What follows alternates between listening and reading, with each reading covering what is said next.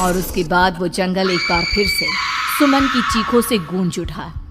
लेकिन आज की रात सुमन की चीखों को सुनने वाला वहां पर कोई भी नहीं था।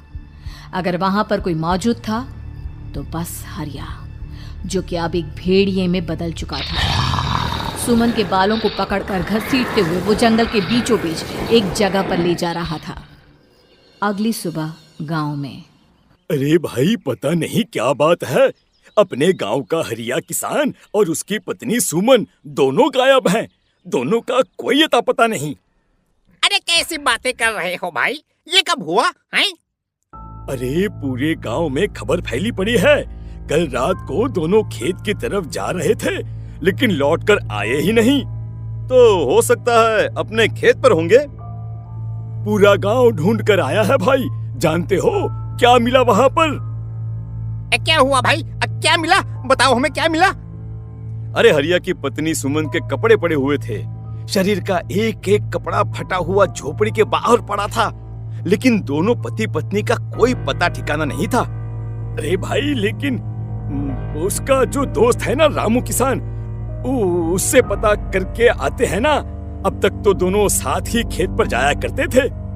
हाँ, हमें उसके घर जाना चाहिए भाई। चलो चलो वहाँ चलते हैं, चलो। वो सारे लोग रामू के घर पर पहुंचते हैं। रामू अपने घर के बाहर बैठकर हुक्का पी रहा था। आज सारे के सारे लोग टोली बनाकर मेरे घर क्यों आ रहे हैं? क्या कोई मर गया क्या भाई? अरे कैसी बातें कर रहे हो? तुम्हारा सबसे अच्छा दोस्त हरिया और उसकी पत्नी गायब है और तुम यहाँ बैठकर हुक्का पिए जा रहे हो हैं? रामू ने अजीब सी नजरों से उन सब गांव वालों की तरफ देखा, जिसकी वजह से वो लोग एक बार के लिए डर गए। गायब है? अरे गायब नहीं है, मुक्ति मिल गई है। उन दोनों को मुक्ति मिली है। इस दुनिया में आकर हर इंसान पाप करता है और उसे उसके पापों के लिए मुक्ति मिलना बहुत जरूरी है। अरे ये कैसी बहकी बहकी बातें कर रहे हो भाई हैं? और इसका चेहरा अजीब सा क्यों लग रहा है?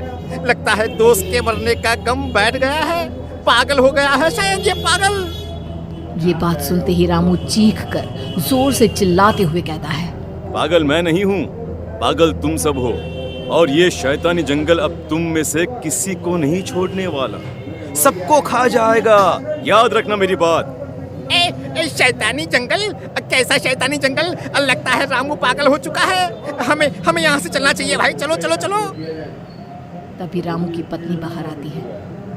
नहीं, आप लोग इनकी बात का बुरा मत मानिए। 2 दिन पहले हरिया के साथ खेत पर गए थे। जब से वहाँ से आए हैं तब से ऐसी ही बातें कर रहे हैं। भगवान जाने ऐसा क्या देख लिया उन्होंने, खेत में कुछ भी बड़बड़ाते रहते हैं।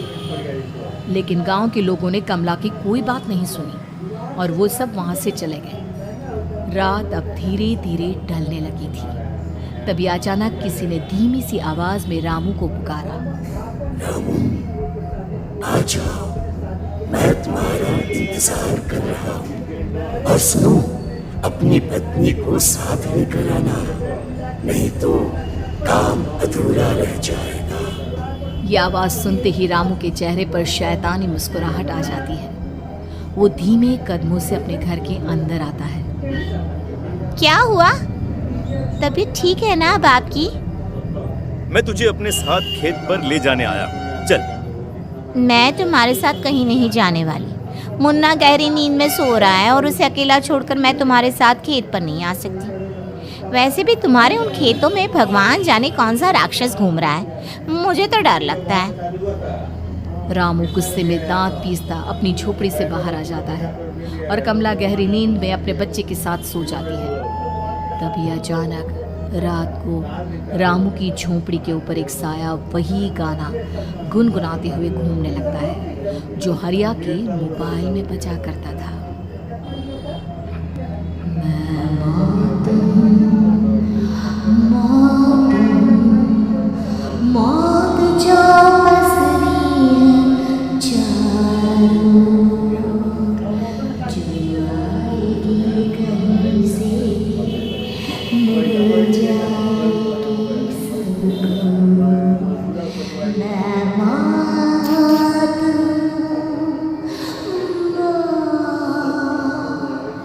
अब मैं छोड़ूंगी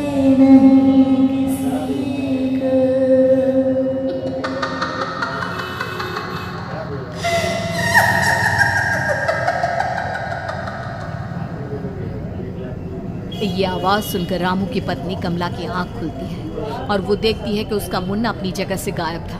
कमला चीखते हुए बाहर दौड़ कर आती है। वहां पर उसने देखा कि रामू ने अपने बच्चे को झोपड़ी के बाहर एक पेड़ से उल्टा लटकाया हुआ था और उसका बच्चा चीख चीख कर रो रहा था।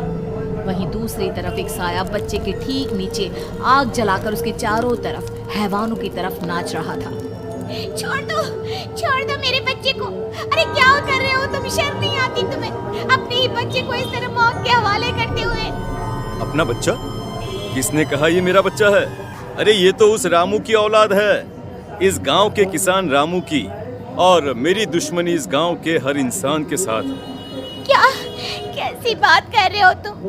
और ये औरत कौन है? ये मेरे बच्चे को खा जाएगी। तभी अचानक से उस साया ने एक बेहद खतरनाक दिखने वाली औरत का रूप ले लिया और उसकी आंखों से आग निकल रही थी।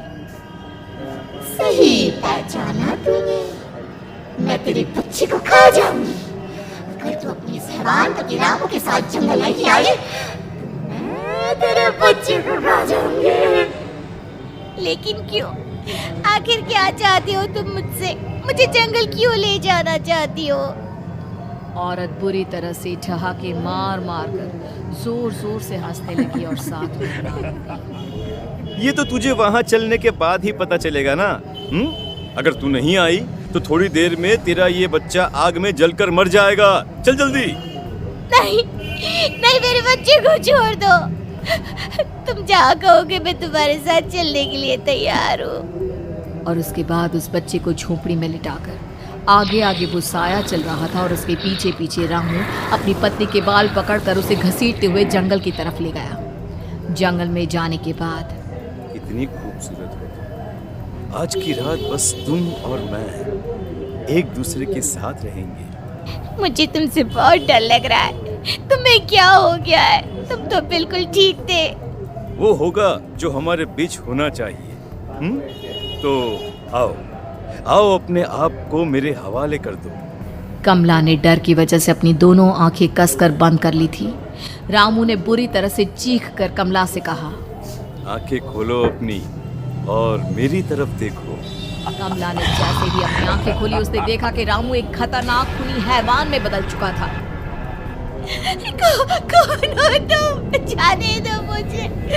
क्या चाहते हो मुझसे? वही जो एक आदमी एक औरत से चाहता है। मैं तुम्हारा पति रामू नहीं, बल्कि इस जंगल का एक भेड़िया हूँ, और आज की रात तुम्हारे खून से अपनी प्यास बुझा जाऊंगा। और उसके बाद वो जंगल कमला की दर्दनाक चीखों से गूंज उठा।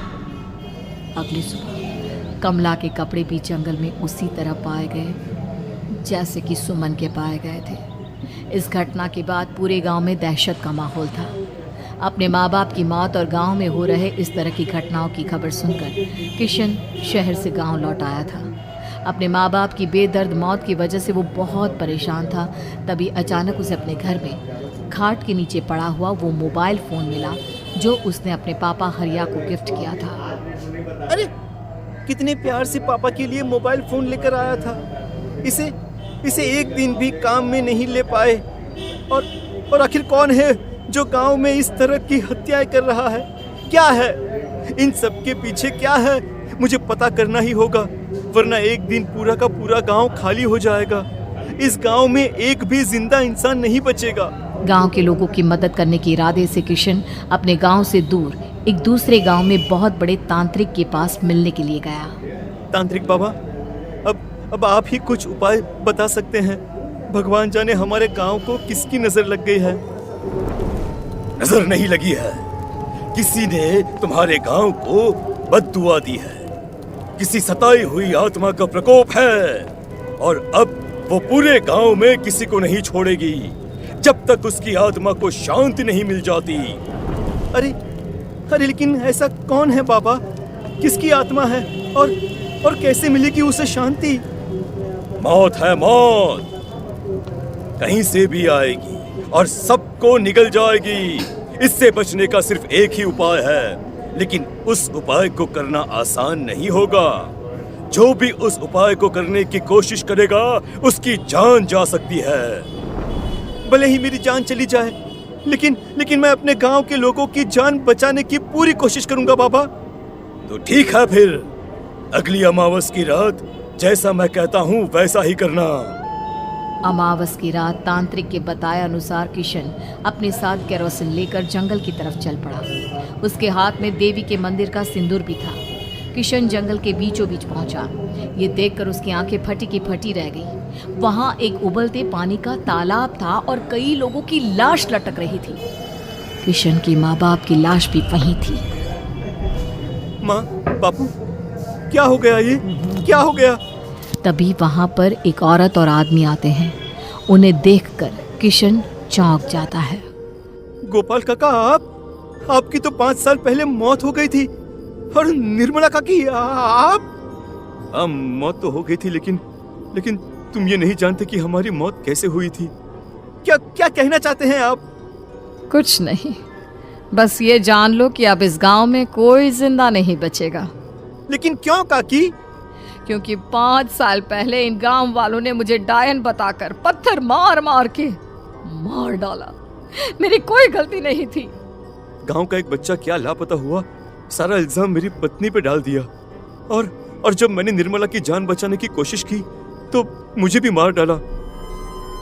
आपके साथ ये बहुत गलत हुआ काकी, लेकिन आप जो कर रहे हैं वो भी सही नहीं है ना? तुम यहाँ से चले जाओ वरना तुम भी नहीं बचोगे।